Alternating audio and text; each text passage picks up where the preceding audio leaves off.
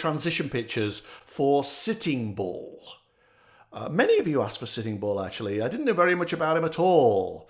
But he died in 1890, resisting arrest. He was shot in the head by police. He was involved in the Battle of Little Bighorn, Custer's last stand, actually, in which Native Americans fought with the US Army to prevent Americans moving westward and taking over Native American land. And because the Native Americans won the battle, Sitting Bull became a hero and a leader and a legend. But then, because he was part of the ghost dance movement, and the ghost dance movement was this sort of belief that the spirits of dead Native Americans would come back, join the living, and help defeat America, which couldn't be allowed. So Sitting Bull was arrested, and in resisting the arrest, he was shot in the head. So I did his transition, and when I went into the energy, there was the cave, but he was falling because he'd just been shot, I guess. And it reminded me very much of when you buy a drink at a drinks machine. You know, you put your money in and then the can rolls out of its slot down the chute and lands in the little tray at the bottom. He landed like that and he was furious. He was resistant to every bit of his transition. This was a strong-willed guy. He was into control. He wanted to decide what happened to him, not have the police decide when he died. And not only was he angry, but he was determined not to go with the process. In fact, when he got to the tunnel I always see, the metaphorical tunnel that leads to the light, he simply sat down and refused to budge. He would not give up on his free will.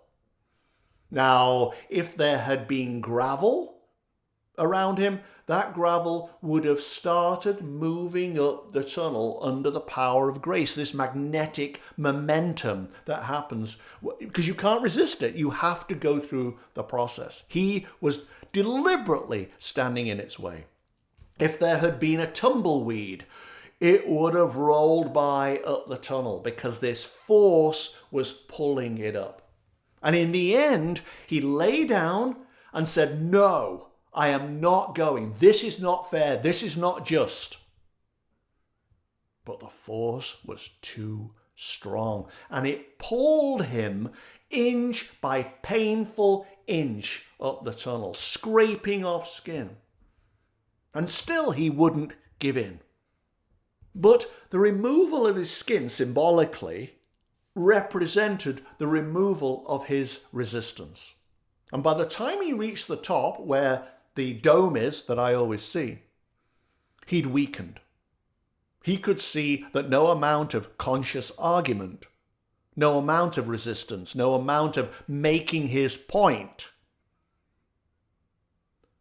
could overcome the will of the universe. But he was unyielding to the bitter end. The forces of grace had to yank him up the tunnel and into the light and swallow him to get him to go. But he was a hero to his people, and it could be argued that had he not been this unyielding, had he not been this force of nature, stubborn and solid, that many important battles would not have been won along the way for his people. But it's such a contrast to those who transition and give up their ego and yield and have such an easy time and are easy to lift as they go. But Sitting Bull was not like that. Maybe that's why we remember him. Last week I read you that poem by Mary Oliver, a fabulous poet, a bit of a recluse actually, but she got much of her inspiration from nature and didn't want to get involved with people or publicity or whatever. Well, during the week, a woman called Valerie Brainerd contacted me. She's a poet too, who also gets her inspiration from nature. And it really came to mind when I was doing Sitting Bull's pictures about the benefits of letting go, of not struggling, and how nature doesn't struggle. We can learn so much from that. And Valerie wrote a poem which I thought was absolutely wonderful. called Messages from Nature. And it went, "The trees tell me that I matter. The river that I belong.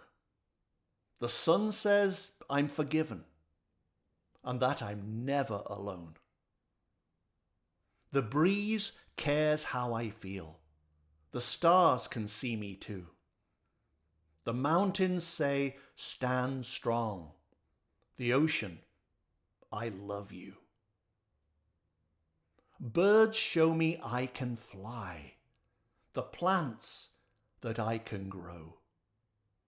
The wind says I'm unstoppable. The rain says let it go." And letting it go seems to be the key to a happy and joyous transition in all cases. Yes, on the mortal side, we may be defiant and stand our ground, the way Sitting Bull did. But on the spiritual side, on the other side of the divide, compliance, not defiance, is what it takes to ascend in an easy way.